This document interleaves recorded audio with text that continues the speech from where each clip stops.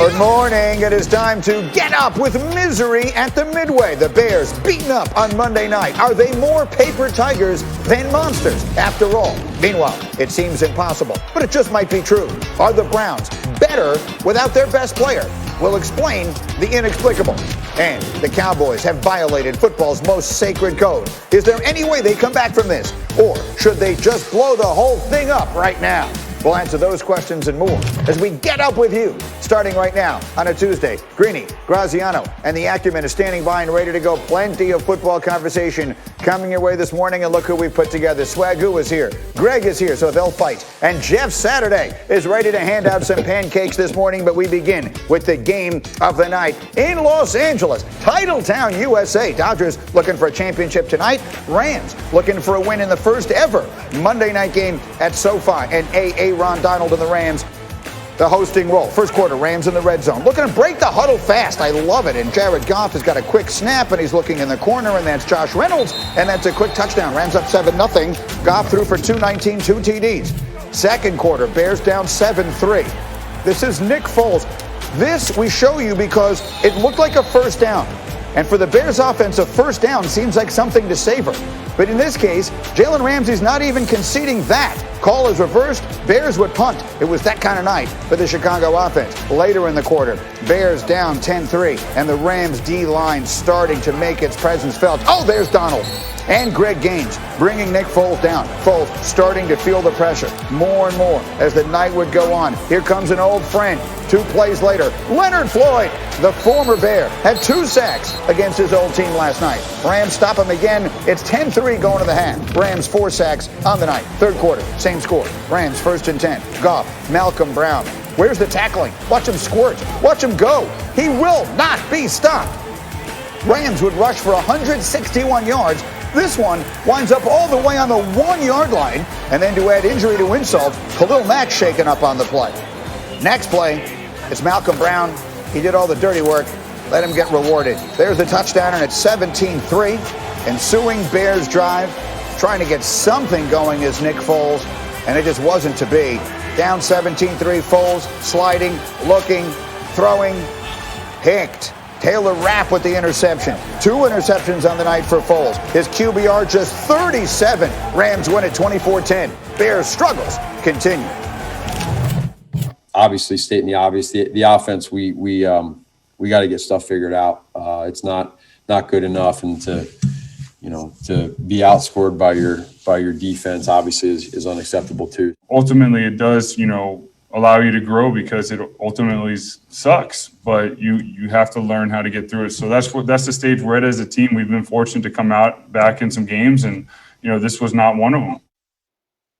Well, look, there's no other way to say it. The Bears' offense is terrible. They're towards the bottom of the league in points, in red zone, in third down. They were 4 for 14 on third down last night, failed to score in 2 red zone trips. Their defense outscored their offense last night, so it's a disaster. And let me bring the crew in here. And Jeff Saturday, you know all about playing on really good offenses. If you were to put your finger on what the biggest problem for the Chicago offense is right now, where are you putting it? There's no plan for protection, Greeny. I mean, this is as ugly as it gets. They don't have any plan of how to protect Nick Foles, or if it was Trubisky or whoever is going to be the quarterback in Chicago. They don't understand how to get things blocked up. And when you look at last night, it told you everything. They can rush. The Rams could rush 4 and get pressure on Foles because he didn't know where to go with the ball, and they would green dog, which means bring the linebacker late if the running back goes to help, to add on that 5th rusher. And again, nobody understood. There was a great example of this when they were backed up in their own end zone.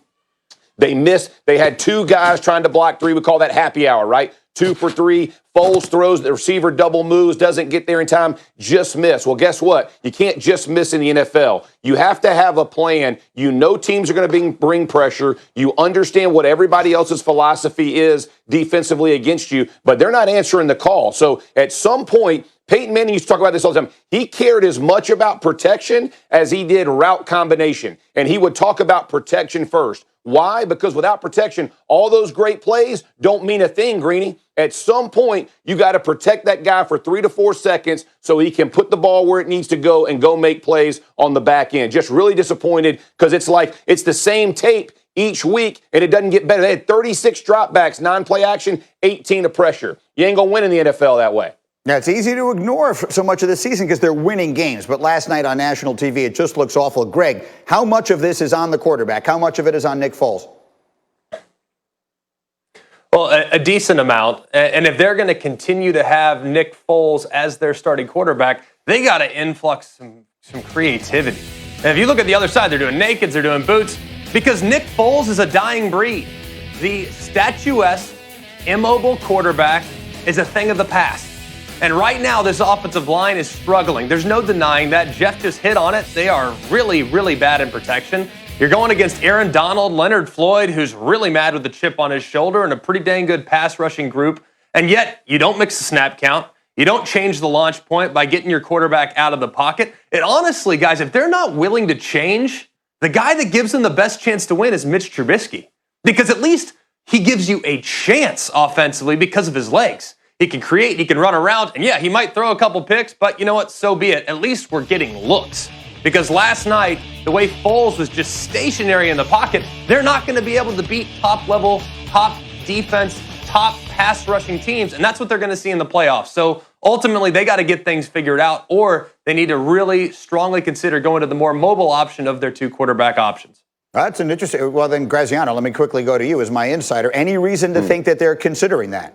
Other than what we saw in the game last night, just watching it, no, the Bears coaching staff does not want to go back to Mitchell Trubisky. And this is a significant indictment on Trubisky and how they feel about him, because to Greg's point, he is a mobile quarterback. He's a mobile quarterback that just 3 years ago they traded up to select with the 2nd overall pick in the draft. And now they're watching Nick Foles, no time to throw, losing games. And at this point, they're not willing to go back to the high pick. So you have a team that's 5-2. They've managed to pull off some wins. They're playing great defense. But I really think, Greeny, that we're going to get to the end of this season and we're going to look at some games. There's always a game or two that stands out that's weird. How did the Bears beat the Tampa Bay Buccaneers? That's going to be one we're looking at in December going, man, that's a weird loss for Tampa Bay, because this Bears team has given up more points than it's scored, and that's no recipe for a winning team. Well, so Swagoo, come on in here as my cleanup hitter, and let's put it to you as big picture as we can. For whatever else is going on here, this is a 5-2 football team. And as Graziano just said, they did beat Tampa Tom and the Buccaneers on a Thursday night. Is Chicago a playoff team in the NFC in your mind, Marcus Spears? Hell no. And listen, this record is fool's gold. All right, Mr. Trubisky played out of his mind against the Lions and threw 3 touchdowns in the 4th quarter. For 1 quarter, he was great and significant. They had an opportunity against Tampa because Tampa imploded. We all saw what Tampa did. They had 40 penalties almost in the damn game, and it still was a close game. The problem with Chicago is all you had to do was look at the opposite of what they were last night. Sean McVay, shifts, motions, jet sweeps, changing leverage on the line of scrimmage. Nick Foles, Matt Nagy, line up, stay in the same formation, run the same plays I'm able to evaluate all throughout the year. That's the difference. So at any rate, this team wasn't going to win anything of significance anyway, but the defense is why we thought they could make a run. You ain't winning no championship just on defense anymore. Those days are long gone in the NFL. There's the headline in tomorrow's Chicago Sun-Times. Marcus Spears says, hell no. More on this game as we continue this morning. Now we get to the big story of yesterday. Odell Beckham Jr. will miss